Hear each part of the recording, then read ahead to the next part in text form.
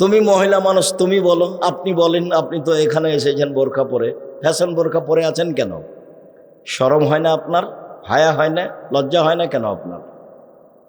Vanity bag নিয়ে সকালে উঠে বাজার যান কেন?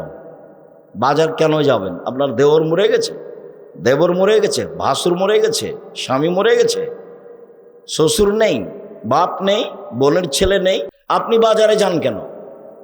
কেন যাবেন? কই আমরা তো বাজার ভাবি না, তারপরে তো আমরা বেঁচে আছি। আপনি কেন যাবেন বাজারে? শরম হয় না কেন? শিষ্টাচার কাকে বলে? এই ছেলে, শিষ্টাচার কাকে বলে? তোমার বাপ তোমাকে কি শিষ্টাচার শিখিয়েছে? শিষ্টাচার কাকে বলে? তোমার বোনের নখ বড় আছে, এইটাই কি শিষ্টাচার? তোমার বোন নখে নেইল পালিশ দিয়েছে। ইহুদি খ্রিস্টানদের পতিতালয়ের মেয়েদের বৈশিষ্ট্য হচ্ছে নখে নেইল পালিশ দেওয়া। ইহুদি খ্রিস্টানদের পতিতালয়ের মেয়েদের বৈশিষ্ট্য হচ্ছে নখে নেইল পালিশ দেওয়া। ইহুদি খ্রিস্টানদের পতিতালয়ের মেয়েদের বৈশিষ্ট্য হচ্ছে নখে নেইল পালিশ দেওয়া। তোমার বোন নখে নেইল পালিশ দিয়ে রাখে, এটাই কি শিষ্টাচার? শিষ্টাচার কাকে বলে? শিষ্টাচার কি জিনিস? কপালে টিপ দেওয়া হিন্দুদের প্রথা। হিন্দু মেয়েকে বিবাহ করার 10টি পদ্ধতি রয়েছে, তার একটি পদ্ধতির নাম রাক্ষসী বিবাহ। মেয়ের পিতা বিবাহ দিবে না, ছেলে জোর করে যদি কপালে টিপ দিতে পারে তাহলে বিবাহ হয়ে গেছে। রাক্ষসী বিবাহ হিন্দুদের। সেই টিপ তোমার বোনের কপালে, কিভাবে এটা শিষ্টাচার হলো বলো? রাসূল সাল্লাল্লাহু আলাইহি সাল্লাম বলেছেন, যারা গায়ে উল্কি করে নেয়, কি বলে, ট্যাটু নাকি, যেটা উল্কি করে নেয়, যে তার উপরে অভিশাপ। যে পরচুলা ব্যবহার করে, তোমার বোন পরচুলা ব্যবহার করে খোপা বড় করে, তার উপরে অভিশাপ। যে ভুরু তুলে চিকন করে, তার উপরে অভিশাপ। যে দাঁত ছিলে চিকন করে, তার উপরে অভিশাপ। যে উঁচু স্যান্ডেল পরিয়ে নিজেকে লম্বা দেখায়, তার উপরে অভিশাপ। যে প্রেসিয়ার পরে যাকে কম বয়সে দেখানো চাই, সেটা হলো অভিশাপ। যে সামনের চুল ছোট করে, তারপরে অভিশাপ। যে এইভাবে ঢং করে চলে রাস্তাঘাটে, তার উপরে অভিশাপ। পুরুষের পোশাক পরে যারা, তার উপরে অভিশাপ। 3 শ্রেণীর মানুষ জান্নাতে যাবে না। তার 1 শ্রেণীর মানুষ, যেসব মহিলারা পুরুষের শার্ট প্যান্ট জুতা স্যান্ডেল পরে, তারা জান্নাতে যাবে না। মানে যাবে না, মানে যাবেই না। বলেন আপনি নিজেই বলেন, আপনার 2টা মেয়ের লালন পালনের কারণে আপনি জান্নাতে থাকবেন নবীর সাথে, এই কথাই ঠিক। কিন্তু তিনি বললেন, 1 বিদ্যে শিখিয়ে দিল, 2 শিষ্টাচার শিখিয়ে দিল, 3 তার সাথে ভালো আচরণ করলো, 4 বিবাহ শাদী দিয়ে দিল। তাহলে এই পিতা নবীর সাথে জান্নাতে এভাবে থাকবেন। তো বলেন, আপনি বুঝেন, আপনার মেয়ের অবস্থা আপনি ভালো জানেন। হাতের নখে মেহেদি দিবে, পায়ের নখে মেহেদি দিবে, একই। তার মানে আপনি জাহান্নামে চলে গেছেন। মরেন, ঢুকেননি কেন? মরেননি এই জন্য। নবীর সাথে থাকা বাদ দিয়ে কি হয়েছে? উল্টা পথে চলেছে। জিম্মেদারি তো আপনার, মেয়ে আপনার। আর লালন পালন ঠিক করবো আমি, শিষ্টাচার আমি শিখাবো? মেয়ে আপনার, শিষ্টাচার আমি কি দিয়ে শিখাবো? ওই যে ফ্যাশন বোরকা পরে এসেছে, একটু পরে যাবে, হ্যাঁ করে এসেছে, আবার হ্যাঁ করে চলে যাব। আপনি ভালো জানেন শিষ্টাচার কাকে বলে। নবীর সাথে তো থাকা যাবে।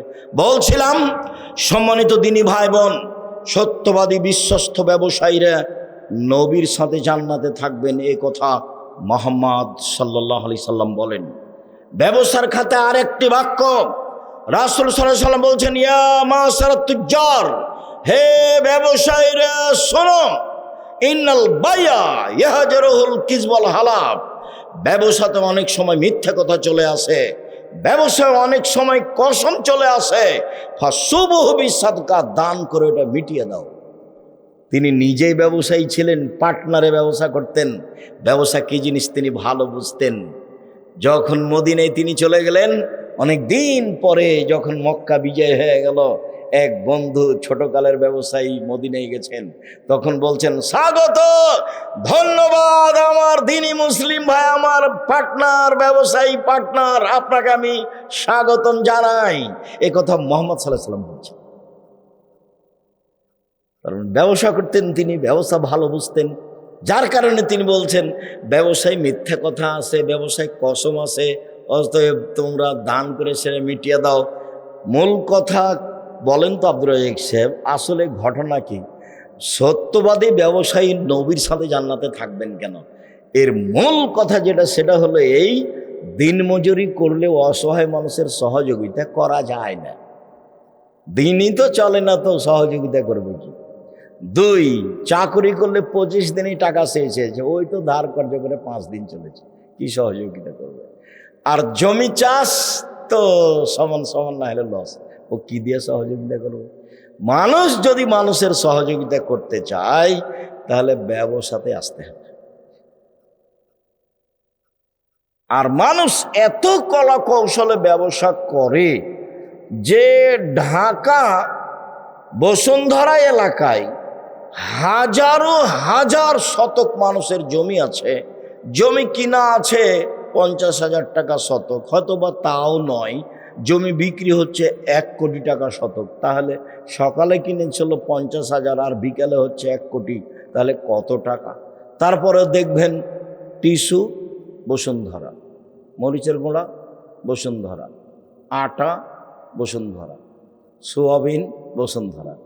তার মানে ব্যবসার কত পথ ঘেরা আছে, হয় সেই চকুস আর না হলে অধীনস্থ লোক চকুস। ব্যবসা কাকে বলে? ঘুমের ঘরে ব্যবসা করতে হবে। ঘুমের ঘরে এত টাকা, কোটি টাকা, কোটি টাকা, টাকা কোথায় রে? ব্যবসাকে ভালোবেসে ব্যবসা করতে হবে। আর বলতে হবে নিজেকে অসহায় মানুষের পাশে দাঁড়ানোর জন্য ব্যবসা করছি, সরকারকে উঠানো বসানোর জন্য নয়। কার পাশে দাঁড়াবো? সেই জন্য অসহায় মানুষের পাশে দাঁড়াবো, সেই জন্য ব্যবসা করছি। ব্যবসা দিয়ে জান্নাত কিনে নিব, টাকা দিয়ে জান্নাত কিনবো। আরে 5 ওয়াক্ত সালাত আদায় করলে জান্নাত পাওয়া যায় কিনা যায় না? হজ করলে জান্নাত পাওয়া যায় কিনা যায় না? উমরা করলে জান্নাত পাওয়া যায় কিনা যায় না? রামমাসে রোজা থাকলে, সিয়াম থাকলে জান্নাত পাওয়া যায় কিনা যায় না? তাসবিহ তাহলিল জিকির আজকার করলে জান্নাত পাওয়া যায় কিনা যায় না? দান করলে জান্নাত কিনা যায়? আল্লাহ বলছেন, পৃথিবীর মানুষ, তোমার টাকা এবং জানের বিনিময়ে জান্নাত আমি বিক্রি করে দিলাম, তৈরি করেছি, আমি বিক্রি করলাম তোমার কাছে। আল্লাহ বলছেন এই কথা। তা আপনি যে জান্নাত কিনবেন তো টাকা লাগবে না? একজন লোক এসে বলছে, আল্লাহ রাসূল, আমার আব্বা মারা গেছেন, জমি জায়গা অর্থ সম্পদ ছেড়ে গেছেন, কোনো কিছু ওসিয়ত করেননি, আমি যদি আমার আব্বার নামে দান করি তাহলে আমার আব্বার পাপ মিটে যাবে কি?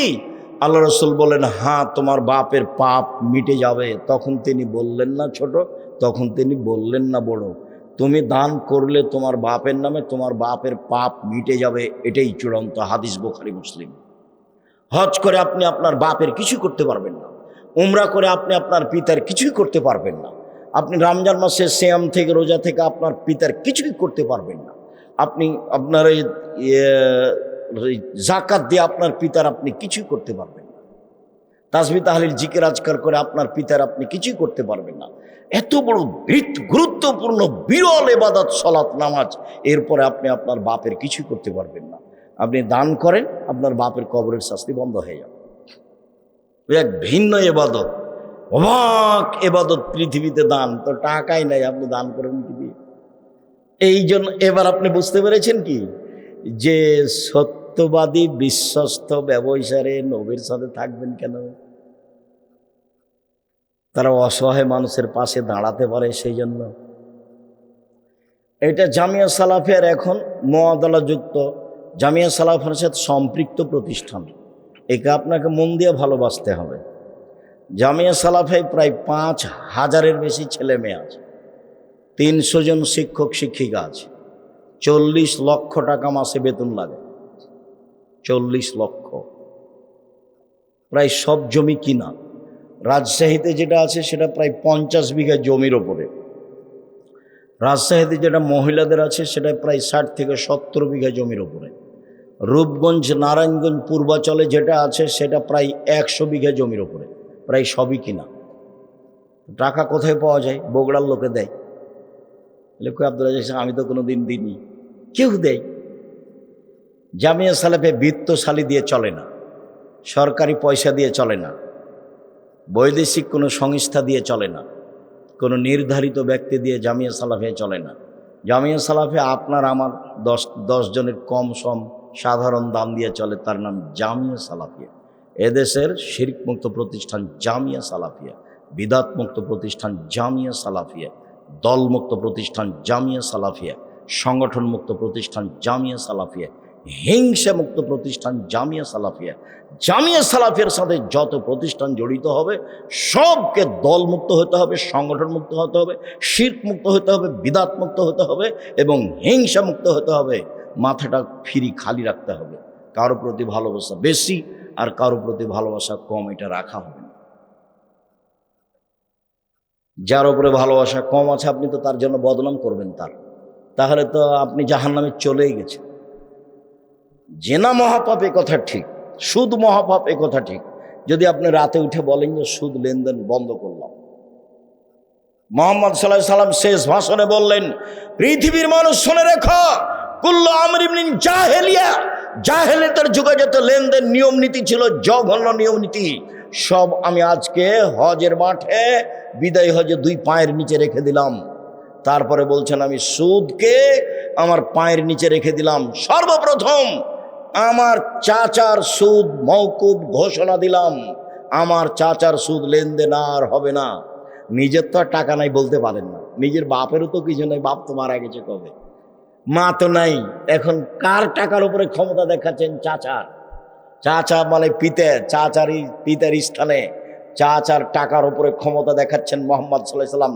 পৃথিবীর মানুষ শুনে রেখো, সুদকে আমি পায়ের নিচে রেখে দিলাম, চিরদিনের জন্য সুদ বন্ধ ঘোষণা দিলাম। সর্বপ্রথম আমার চাচার যত সুদ লেনদেন ছিল সব মওকুফ ঘোষণা দিলাম। আমার চাচার সুদ নিয়ে আর কোনোদিন কিয়ামত পর্যন্ত কোনো কথা হবে না। আজকে যদি বলেন যে সুদ লেনদেন সব বন্ধ করলাম, আল্লাহ তুমি মাফ করো, সব পাপ ক্ষমা হয়ে যাবে ইনশাআল্লাহ। 80 বছর বয়সে একদিনও সালাত আদায় করেননি, এখন বলছেন আমার ভুল হয়েছে, আল্লাহ মাফ করো, ইনশাআল্লাহ সব পাপ ক্ষমা হয়ে যাবে। কিন্তু ওই যে একজনের বিরুদ্ধে থেকে বললেন ও লোক খুব খারাপ, এখন ক্ষমা নেন দেখি। এখন কিয়ামত পর্যন্ত ক্ষমা চাইলে ওটা হবে না। কিভাবে হবে? ওর হাত ধরে ক্ষমা নিতে হবে যার বদনাম করেছেন, তাহলে হবে। যদি আমি হাত ধরে ক্ষমা নেননি তাহলে কি হবে? বিচারের মাঠে আল্লাহ বলবেন যে নেকি দিয়ে পরিশোধ করে দাও। ওখানে তো আর হাত ধরে ক্ষমাও চলবে না, আল্লাহ ওটা মাফও করবেন না, তাহলে বিচার হবে কিভাবে? নেকি দিয়ে বুঝিয়ে দিতে হবে যার যার বদনাম করেছেন। আপনাকে আমি কতবার বলেছি দোকানে গিয়ে বসবেন না, হাজারো লক্ষবার বলেছি জাতির সামনে দোকানে গিয়ে বসবেন না। দোকানে ল্যাংটা মেয়ে টিভিতে নাচে, ওখানে বসতে হবে না। আরো 2 জন বসে আছে, ওরা বদনাম করে আড্ডা পিটে, ওখানে বসা হবে না। আসসালামু আলাইকুম আহমদ, লবণ আছে? জি আছে। মরিচ আছে? জি আছে। 1 কেজি লবণ দাও আর 200 মরিচ দাও। দেওয়া হয়েছে, টাকা হয়েছে, দাও, আসসালামু আলাইকুম। এই পর্যন্ত দোকানের সামনে থামতে পাবে। দোকানের সামনে বসে থাকেন কেন? ঘন্টার ঘন্টা বসে থাকেন, শরম হয় না? মাথায় টুপি থাকে, লজ্জা হয় না? ইতস্তবোধ হয় না? খারাপ লাগে না? কেন বসে থাকবেন? থাকবেন কেন? নিজে কি গরু ছাগল মনে করেন? পশু প্রাণী মনে করেন?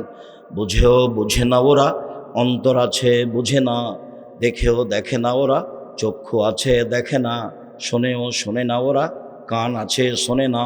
উলায়েকা কালা আনাম, তারা পশু প্রাণীর মতো, তারা গরু ছাগলের মতো, তারা কুকুর শিল্পের মতো, বালু মজাল বরং তার চেয়ে খারাপ। এটা তো বগুড়া, একটা স্বভাব খারাপ আছে, সেটা কি আব্দুর রাজ্জাক সাহেব? ওটা কি রাজশাহীতে, চাঁপাইনবাবগঞ্জে নেই? হয়তো বা আছে, কম, আমার ধরা পড়েনি। এখানে খারাপটা কি? বোনকে জমি দেয় না, সেটা খারাপ। বোন জমি চাইলে নাকি অপরাধ? তো বলে যা যা বের হয়ে বাড়ি থেকে যা। ওটা কি ও জমি পাই সে সূত্রে ভাইয়ের বাড়ি এসেছে, না ওর বাপের এটা সন্তান, ও নিজ ভাই সেই জন্য এসেছে? আত্মীয়তার সূত্রে ও ভাইয়ের বাড়ি এসেছে, ভাগ পাই সেই জন্য আসেনি। সন্ধ্যা হতে হতে ভাইকে বোনকে জমি দিতে হবে।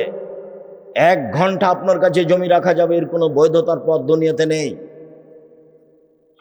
পশু প্রাণীর মতো জীবিকা নির্বাহ করে কোনো লাভ নেই। বলছিলাম সম্মানিত দিনী ভাই বোন, রাসূল সাল্লাল্লাহু আলাইহি সাল্লাম বলেন, লানা আকেলা রিবা মুকালাহু কাতিবুহু শাহিদাইহি, সুদ খায় যে তারপরে অভিশাপ, সুদ দেয় যে তারপরে অভিশাপ, সুদের অঙ্ক কষে যে তারপরে অভিশাপ, সুদের সাক্ষী দেয় যে তারপরে অভিশাপ। সবাই সমান সমান। রাসূল সাল্লাল্লাহু আলাইহি সাল্লাম বলেন, সুদ খায় যে তারপরে অভিশাপ, সুদ দেয় যে তারপরে অভিশাপ, শরীরে উল্কি করে যে তার উপরে অভিশাপ, দাঁত ছিলে চিকন করে যে তার উপরে অভিশাপ, পরচুলা ব্যবহার করে যে তার উপরে অভিশাপ, ছবি অঙ্কন করে যে তার উপরে অভিশাপ। শুনুন সম্মানিত দিনী ভাই বোন, রাসূল সাল্লাল্লাহু আলাইহি সাল্লাম চিরদিনের জন্য সুদকে হারাম করেছেন। একজন সাহাবী খায়বার এলাকা থেকে খুব দামি খেজুর নিয়েছেন, তার নাম তামার বার্নি। আল্লাহ রাসূলের সামনে নিয়ে আসতে আল্লাহ রাসূল বলছেন, খায়বারের সব খেজুরই কি এমন? তখন বলছেন বেলাল, আল্লাহর নবী, আমাদের কাছে ছিল তামারুন রাদিও, দুর্বল কীট খেজুর, মানে যেগুলো ফেলে দিতে হবে এরকম খেজুর ছিল।